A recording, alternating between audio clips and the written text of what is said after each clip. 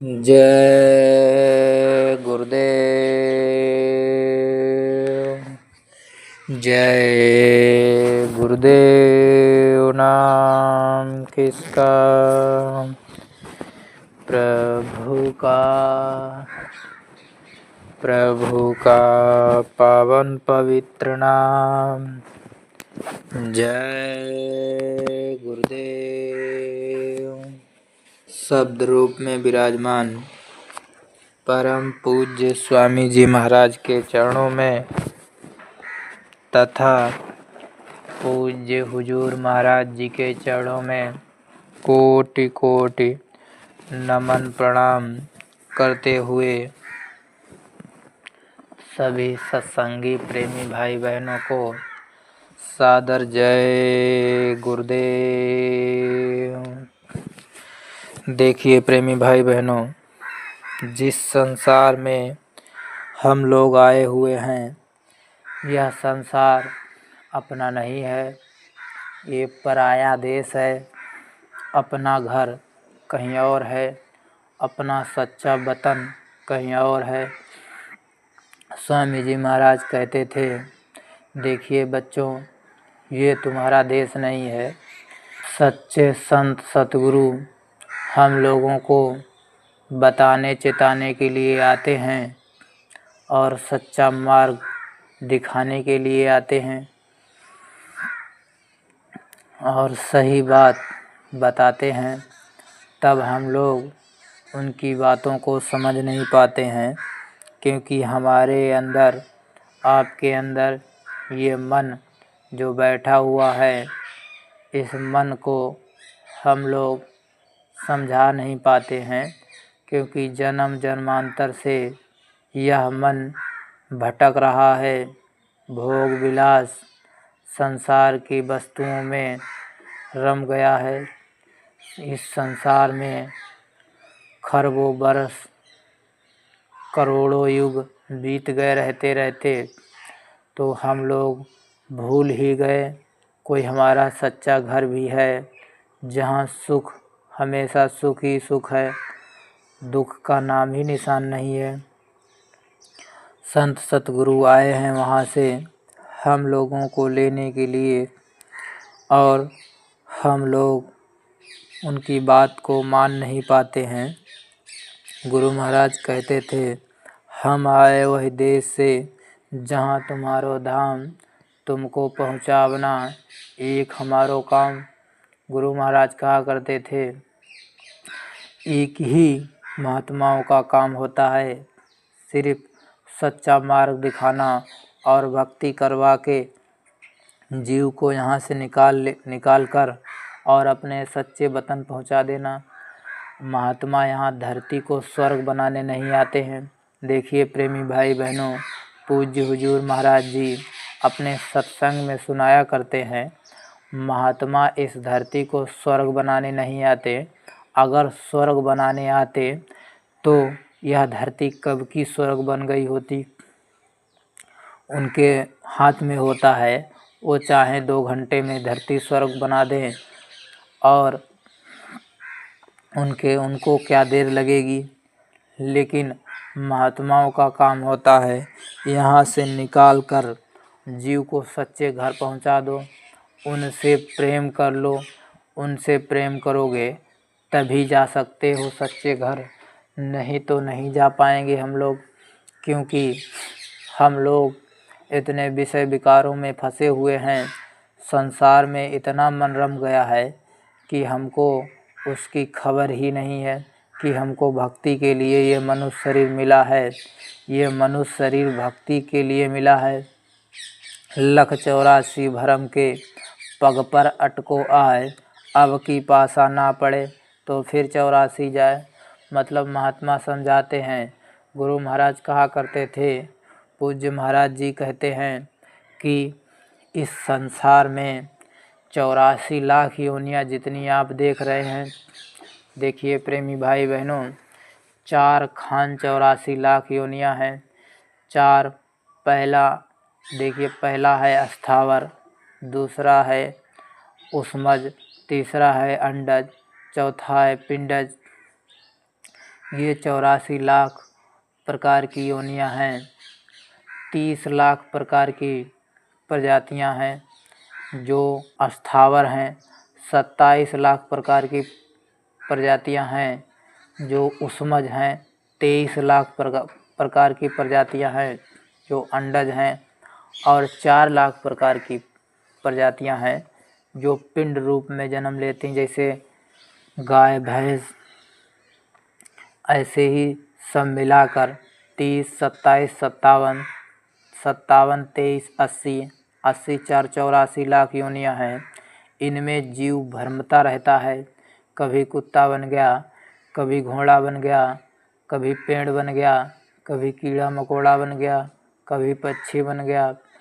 मतलब इतने 84 लाख योनियों में अपने कर्म अनुसार, जैसे हमने कर्म किए हैं, जड़ बुद्धि वाले कर्म किए हैं तो जड़ बन गए। अगर जैसे मांस खाने वाले मांस खाते हैं तो सूअर कुत्ता बना दिया, जो भी गिद्ध बना दिया। ऐसे जैसा कर्म है उसी के हिसाब से योनि मिल जाती है हम लोगों को। फिर वो पूरा भोग करके फिर मनुष्य शरीर मिलता है, फिर कहीं नीच घर में जन्म मिलता है और बहुत ही गरीब, बहुत ही परेशानी होती है। तब हम लोग अच्छा कर्म करना शुरू कर देते हैं।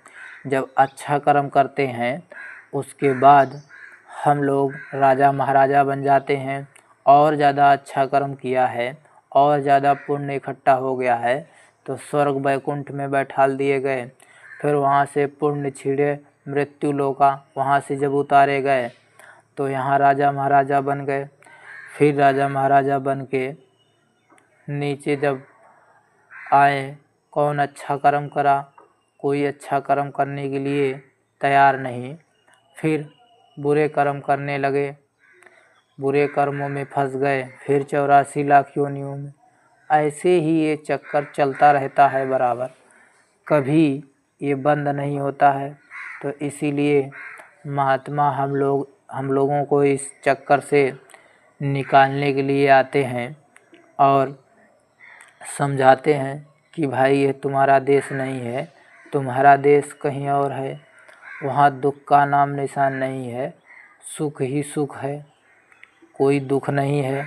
वहाँ चलो, अपने सच्चे घर चलो, सच्चे वतन चलो।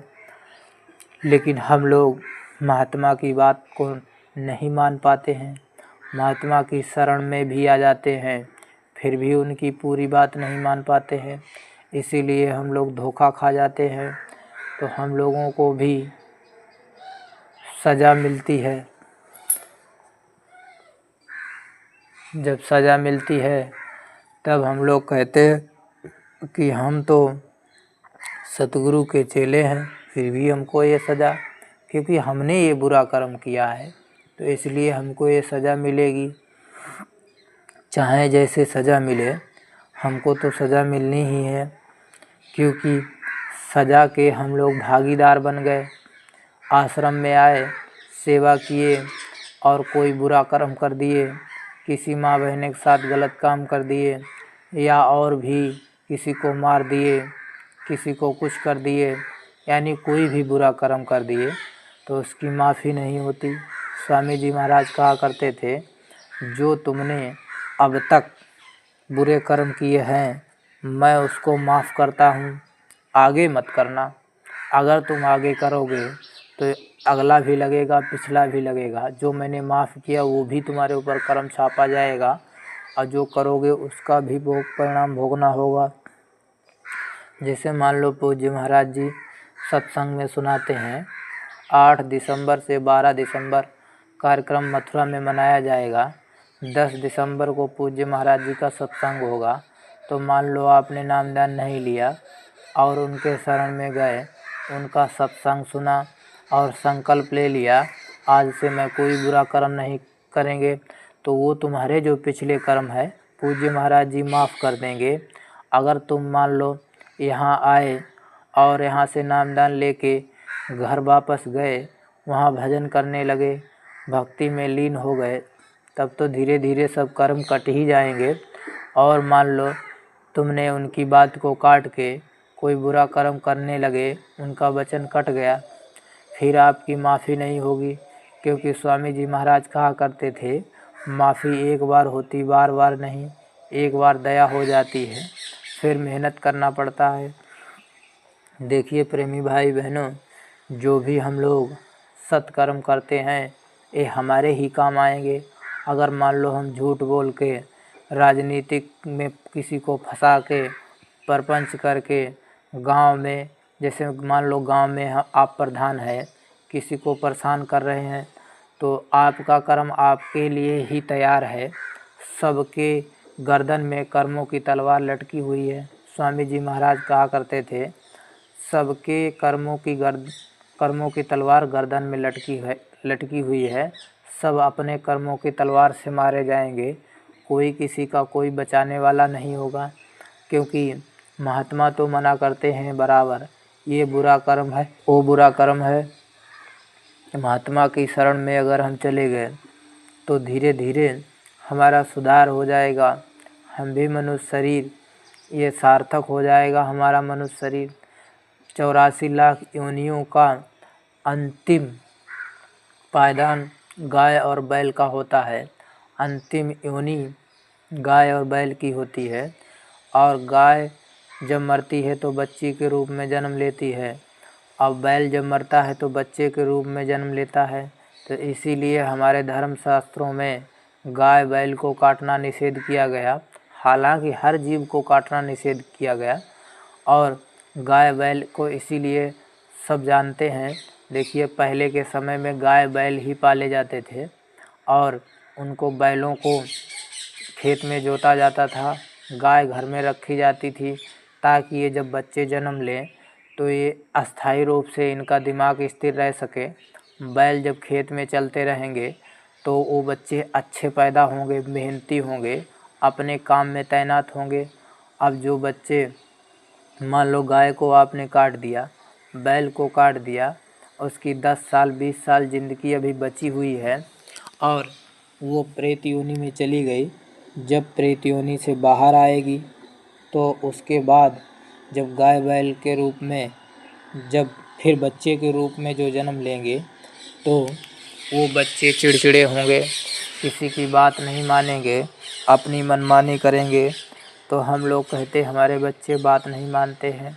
तो यही कारण है जितने भी आजकल जानवर काटे जा रहे हैं, वायुमंडल में खचाखच जीवात्माएँ भरी हैं, इसीलिए बीमारियों का कहर फैल गया है। हर घर में बीमारी, हर घर में प्रेत लगे हुए हैं। किसके घर में बीमारी नहीं है? कौन बीमारी से बच सका है? सब लोग बीमारी के शिकार हो गए हैं। यही कारण है, ये प्रदूषण फैल गया है। अब शाकाहारी लोग कहते हैं हमको क्यों बीमारी, क्योंकि हम लोग भी उसी समाज में रहते हैं।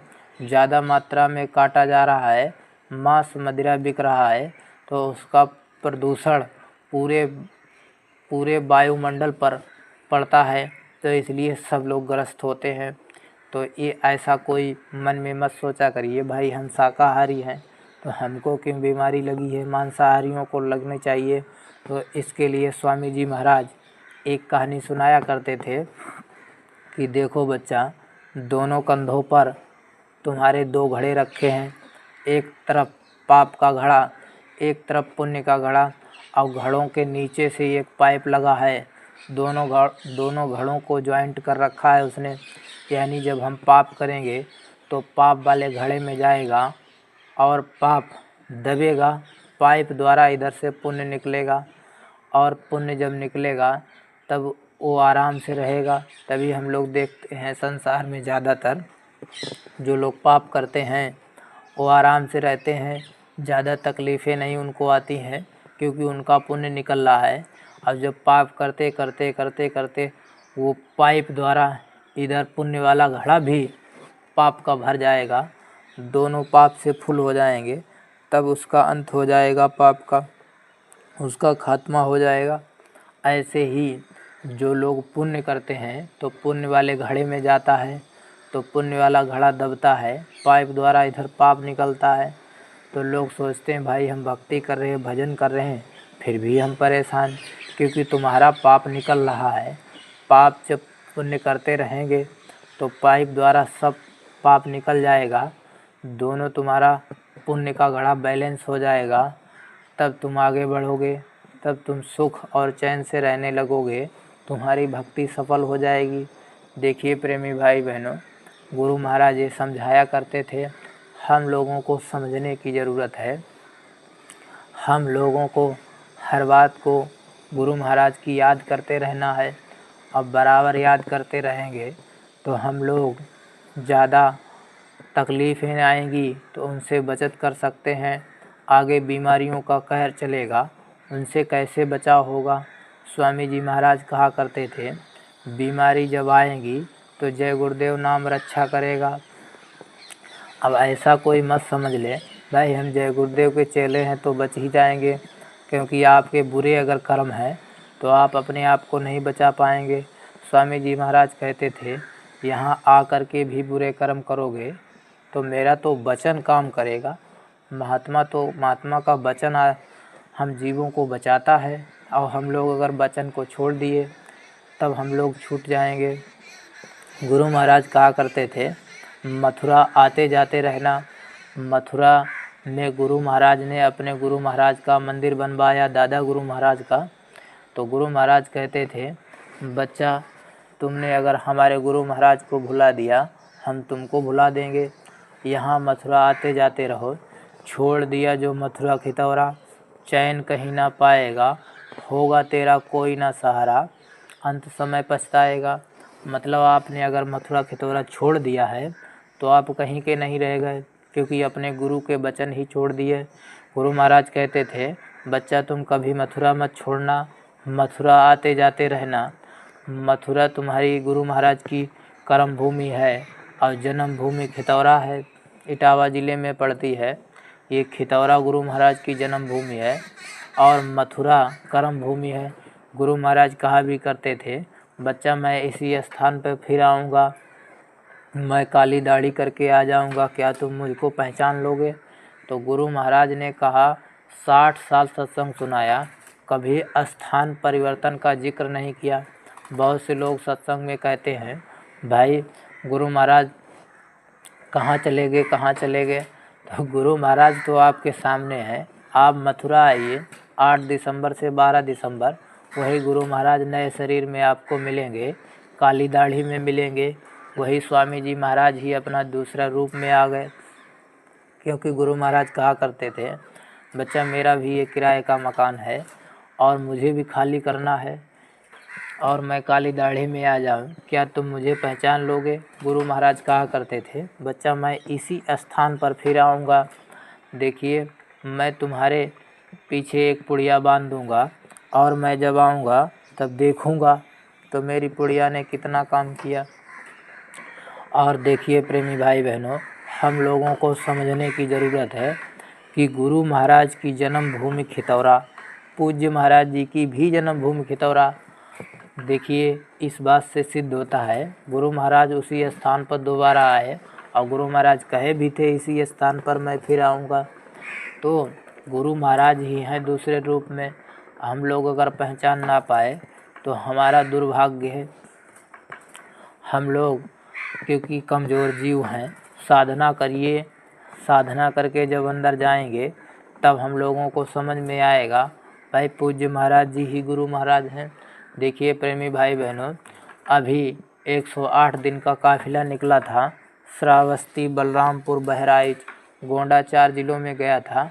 उसमें श्रावस्ती ज़िले की बात है कि एक धारधारी प्रेमी बता रहे थे कि एक बड़ा कुआं था, वहाँ गुरु महाराज पहुँचे नहीं थे, पूज्य महाराज जी वहाँ पहुँचे नहीं थे, वहाँ पूज्य महाराज जी पहुँचे नहीं थे।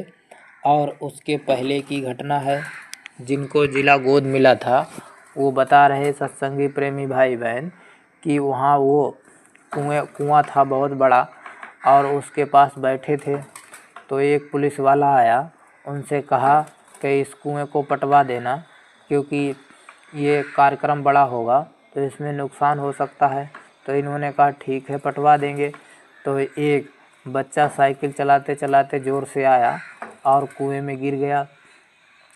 और तो लोग गांव के कहने लगे कि इस कुएं में जो गिर गया वो कभी वापस नहीं मिला, उसकी लाश तक नहीं मिली और उसका अता पता नहीं चलता। ये ऐसा कुआं है। तो इन्होंने एक डंडा पकड़ाया, तब तक बच्चा ने उछाल मारी ऊपर, तो डंडा नहीं पकड़ पाया, फिर से अंदर चला गया। फिर ऐसे डंडा करे रहे तो बड़ा डंडा लाए, तो फिर बच्चा ने उछाल मारी तो फिर नहीं पकड़ पाया। तीसरी बार फिर उछाल मारी तो पकड़ लिया डंडा, बच्चे को बाहर निकाला गया।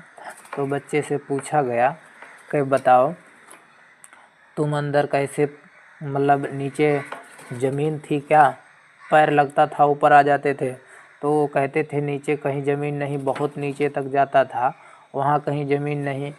वहाँ एक महात्मा सफ़ेद पोशाक वाले थे, काली उनकी दाढ़ी थी, सुंदर उनका रूप था, मनमोहक स्वरूप था और वही हाथ नीचे से मार देते थे, मैं ऊपर आ जाता था। तो लोगों ने गुरु महाराज की फ़ोटो को दिखाया कि ये महात्मा थे, तो वो बताया कि ये महात्मा नहीं थे। पूज्य महाराज जी की फ़ोटो दिखाई तो कहीं ये महात्मा थे, तो कहीं हाँ यही महात्मा थे, इन्हीं ने हमारी जान बचाई और हमको कोई दिक्कत परेशानी नहीं हुई।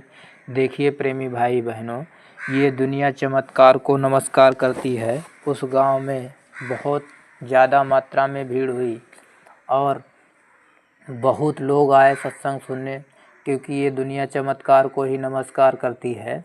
और हालांकि महात्मा कभी चमत्कार करते नहीं, उनकी मौज क्या होती है, उन्होंने उस बच्चे को क्यों बचाया, अब वही जान सकते हैं। तो उनकी जब मौज हो जाए तब वो क्या कर दें, वो तो सब कुछ कर सकते हैं, लेकिन उनकी जब मौज होती तब वो करते हैं। लोग समझते हैं हम जाएंगे, मथुरा जाएंगे और गुरु महाराज से मांग लेंगे हमारा मकान बन जाए, हमारी नौकरी लग जाए, हमारे 4 मकान बन गए, 5 मकान बन जाए। अरे भाई इतने मकान का क्या करोगे? क्या सर पे रख के मृत्यु की बात तो ले जाना नहीं है, यहीं सब छूट जाना है। बस मालिक से इतना मांगो कि खर्चा तुम्हारा चलता रहे, रोटी कपड़ा मकान इतना बस बहुत है, और भक्ति भजन करते रहो। शरीर छूट जाएगा तो कुछ साथ में नहीं ले जाएंगे, क्योंकि बच्चों के लिए जो कमाते हो तो बच्चों के लिए क्या कमाते हो? अगर तुम्हारे बच्चे अच्छे निकल गए तो वो खुद ही कमा लेंगे, अगर ख़राब निकल गए, तुमने कई करोड़ बच्चों के लिए इकट्ठा कर दिया तो वो 1 साल में नस्ते नाबूद कर देंगे। तो कमाओ बस उतना ही जो रोटी कपड़ा चलता रहे और अपना भरण पोषण होता रहे, तो उतना कमा करके और भक्ति करना है। इस मनुष्य शरीर को अपने आप को मनुष्य शरीर को भक्ति में लगाना है, ताकि हम उस परमात्मा के दर्शन कर सकें और वही हमारे साथ जाएगी, भक्ति भजन ही साथ जाएगा, बाकी सब यहीं छूट जाना। देखिए पूज्य महाराज जी का आदेश है, एक एक गांव गोद लेना, सब पुण्य से है भारी, एक गांव गोद लेना। सब पुण्य से भारी है, एक गांव गोद लेना। ये पूज्य महाराज जी की जो आदेश दिए हैं, एक एक गांव गोद लेकर सब लोग घर में घर घर जाकर प्रचार करें और उनको समझाएं बुझाएं और उनको बताएं, देखो भाई वहाँ एक महात्मा है, मथुरा में महात्मा है, वहाँ चलिए और उनको शुद्ध शाकाहारी रहने से प्रेरित करिए, अच्छी अच्छी बातें बताइए। भाई देखिए आप शुद्ध शाकाहारी रहिए और कोई भी अंडा मांस मछली मत खाइए। अगर वो लोग शुद्ध शाकाहारी हैं तो बहुत अच्छी बात है, तो उनको भक्ति के बारे में बताइए। भाई ये मनुष्य शरीर भक्ति के लिए मिला है। अगर हम लोग गुरु महाराज की उनको बातें बताते रहेंगे और रोज़ रोज़ हम लोगों को गुस्सा नहीं करना। मान लो किसी ने डांट फटकार दिया तो हाथ जोड़ के जय गुरुदेव करके चुपचाप आगे बढ़ के दूसरे घर में समझाने लगे, तो उनसे हमको लड़ना भिड़ना नहीं है। वो खुद शर्म होकर के बाद में आपसे मिलेंगे, 1 बार डांटेंगे, 2 बार डांटेंगे, फिर तीसरी बार वो खुद कहेंगे भाई ये कैसा आदमी है, तो इसके अंदर कितना सहन शक्ति है कि ये कुछ बोलते ही नहीं है, बस अपने काम में लगे हुए। तो हम ही बेवकूफ़ हैं। तो वो खुद शर्मिंदी होकर के आपके सामने आपसे कुछ पूछेंगे, तब उनको बता दीजिए हमको किसी से बैर नहीं करना, किसी से झगड़ा नहीं करना। और पूज्य महाराज जी का एक आदेश है, एक एक गुल्लक अपने अपने घरों में रख कर के एक एक रुपए डालें, रोज़ रोज़ डालें। अपने छोटे बच्चे से भी डलवाएं, रोज़ रोज़ जब डालते रहेंगे तो हमारी आपकी आदत पड़ जाएगी। और जब हम गुल्लक में रुपए डालने जाएंगे तो उस मालिक को ज़रूर याद आएगी। तो हम लोगों को आदेश का पालन करना है। एक आदेश है गांव गोद लेना, दूसरा आदेश है कि हम लोगों को रोज़ रोज़ गुल्लक में एक एक रुपया डालना है। ऐसे ही हम लोग जो भी आदेश मिले हमारे पूज्य महाराज जी का, उनका हम आदेश का पालन करते रहें और इसी तरीके से आदेश का पालन करते रहेंगे तो एक ना एक दिन हमारा जीवन ज़रूर सार्थक हो जाएगा। हम लोग अपने सच्चे वतन चलेंगे। इन्हीं शब्दों के साथ हम अपनी वाणी को विराम दे रहे हैं। कोई हमारे कहने और सुनने में गलत निकल गया हो, जो भी गलती हो गई हो, तो हमको छोटा भाई बच्चा समझकर माफ़ कर देना।